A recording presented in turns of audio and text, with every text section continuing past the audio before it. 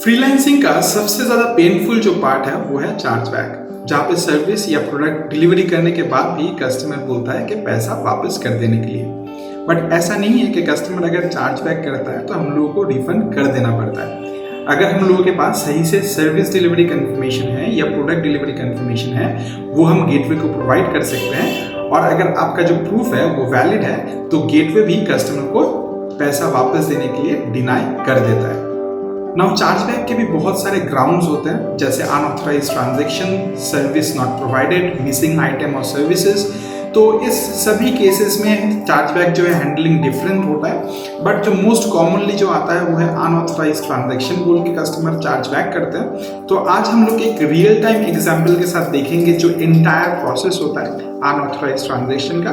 उसके साथ हम लोग ये भी समझेंगे एज अ फ्रीलांसर हम लोग के पास क्या क्या ऑप्शंस रहते हैं, ये भी समझेंगे कि कस्टमर के पास क्या क्या ऑप्शंस रहते हैं, और हम लोग सीखेंगे कि कैसे हम लोग एक चार्जबैक को विन कर सकते हैं। तो चलिए शुरू करते हैं।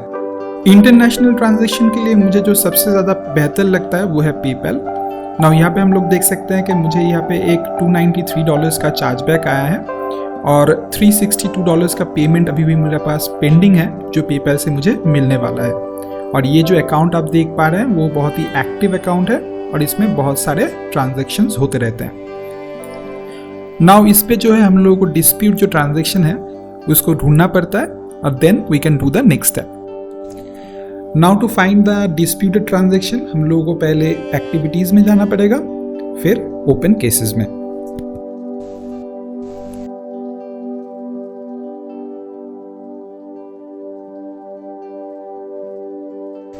यहाँ पे ओपन केसेस में 2 केस दिख रहा है और दोनों ही अंडर रिव्यू में है और दोनों ही अनऑथराइज्ड ट्रांजैक्शन के लिए क्लेम हुआ है। यहाँ से मैं चला जाऊंगा $279 का जो पेमेंट है उसमें एंड कस्टमर का जो नाम है वो कंफर्म कर लूंगा।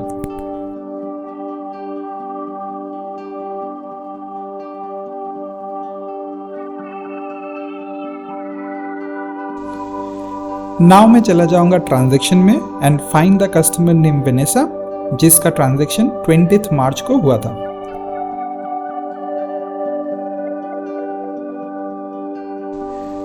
नाउ इसको हम लोग ओपन कर लेंगे ताकि इसका पूरा डिटेल जो है वो हम लोग देख पाए।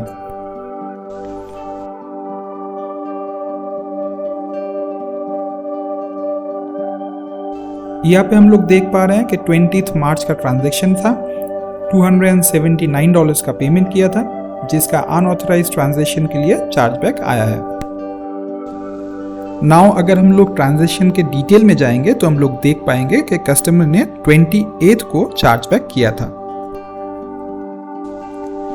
पेपैल में जब भी कस्टमर जो है चार्जबैक करता है तो पेपैल उस ट्रांजैक्शन अमाउंट को होल्ड में कर देता है और हम लोगों को एक सर्टेन टाइम फ्रेम दिया जाता है जिसके अंदर हम लोगों को उसका क्लैरिफिकेशन देना पड़ता है।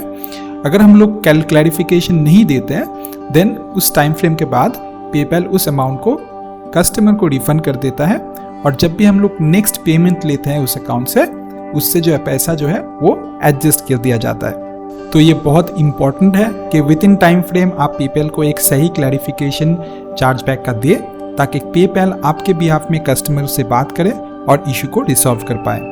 इस ट्रांजैक्शन में कस्टमर ने हम लोगों के साथ एक होस्टिंग सर्विस परचेज किया था, तो और होस्टिंग सर्विस परचेज करने के 1 हफ्ते बाद उसने चार्जबैक किया है स्टेटिंग कि ये एक अनऑथराइज्ड ट्रांजैक्शन है। तो इसलिए हम लोगों ने पेपैल को 3 पॉइंट्स जो है वो हाईलाइट किया। पहला जो पॉइंट हम लोगों ने हाईलाइट किया वो है जो कस्टमर ने जिस IP एड्रेस से पेमेंट किया था उसका लोकेशन और कस्टमर का जो बिलिंग एड्रेस है उसका लोकेशन वो सेम है। दूसरा जो पॉइंट हम लोगों ने हाईलाइट किया वो है कि जो कस्टमर ने होस्टिंग परचेज किया था उस होस्टिंग को यूज़ करके ऑलरेडी एक वेबसाइट जो है वो होस्ट हो रहा है, तो उस वेबसाइट का एड्रेस हम लोगों ने प्रोवाइड कर दिया। एंड थर्डली हमारे सेल्स डेटा से हम लोगों ने कंफर्म किया कि जो सेल्स है वो एक ऑर्गेनिक सेल्स है, तो ये कोई टेलीमार्केटिंग सेल्स नहीं है। इस सब चीज़ का जो डेटा है, स्क्रीनशॉट्स है, इसको लेके हम लोगों ने 30 मार्च को जो रिपोर्ट जो है वो सेंड कर दिया पेपैल को। विद इन 2 डेज पेपैल ने जो है सारे डॉक्यूमेंट्स वेरीफाई कर लिए and on 2nd of April PayPal ने हमारे फेवर में केस को इनरोल कर दिया और जो ट्रांजैक्शन मनी है उसको कुछ दिनों के लिए टेम्पररी होल्ड में कर दिया, जो ज़्यादातर केसेस में पेपैल करता है। On 6th of April PayPal ने पैसा जो है रिलीज कर दिया and we got that in our account. Now यहाँ पे एक चीज़ आपको समझना पड़ेगा कि अगर कस्टमर चार्ज बैक करना चाहता है, चार्ज बैक दो तरीक़ों से होता है। ईदर वो गेटवे के साथ कनेक्ट होके आपको चार्ज बैक करे, और सेकंड ऑप्शन रहता है अगर वो अपने बैंक को कांटेक्ट करे, बैंक के इनसे भी चार्ज बैक कर सकता है। ठीक है, नाउ यहाँ पे भी कस्टमर ने पहले गेटवे से कांटेक्ट किया एंड चार्ज बैक रेज किया, जो चार्ज बैक हमारे फेवर में इनरोल हुआ। तो इसलिए ऑन 1st of May उसने बैंक को कांटेक्ट किया और बैंक के इन से फिर से एक बार चार्ज बैक कर दिया। इस केसेस में हम लोगों को और कुछ नहीं करना पड़ता है हमारे इन से, क्योंकि पेपैल को हम लोगों ने ऑलरेडी जो है डॉक्यूमेंट सबमिट कर दिए हैं। नाउ पेपैल हमारे बिहाफ में बैंक से कांटेक्ट करता है, जो भी एविडेंस है या डॉक्यूमेंट्स है वो प्रोवाइड करता है एंड हमारे केस को हमारे इन में इनरोल करने के लिए कोशिश करता है। नाउ इसके लिए थोड़ा टाइम फ्रेम ज़्यादा लगता है, ऑलमोस्ट 75 डेज का टाइम फ्रेम पेपैल मांगता है। With in that time PayPal इसको हमारे एंड में इनरोल करवाने का कोशिश करता है एंड ऑन 95% केसेस इनरोलमेंट जो है हमारे फेवर में हो जाता है, क्योंकि जो डॉक्यूमेंट्स है वो वैलिड है एंड पेपैल ने भी उसको वेरीफाई करके ही हमारे इनमें चार्ज को इनरोल किया था। अगर आप फ्रीलांसिंग में नए हैं या फ्रीलांसिंग स्टार्ट करना चाहते हैं तो आप ज़रूर हमारे फ्रीलांसिंग पार्टनर प्रोग्राम में इनरोल कर सकते हैं। इनरोलमेंट लिंक आपको डिस्क्रिप्शन में मिल जाएगा। और फ्रीलांसिंग करते हुए अगर आपको कुछ भी प्रॉब्लम आता है तो आप मुझे इस नंबर पे व्हाट्सअप कर सकते हैं, मैं ज़रूर आपको रिप्लाई कर दूंगा।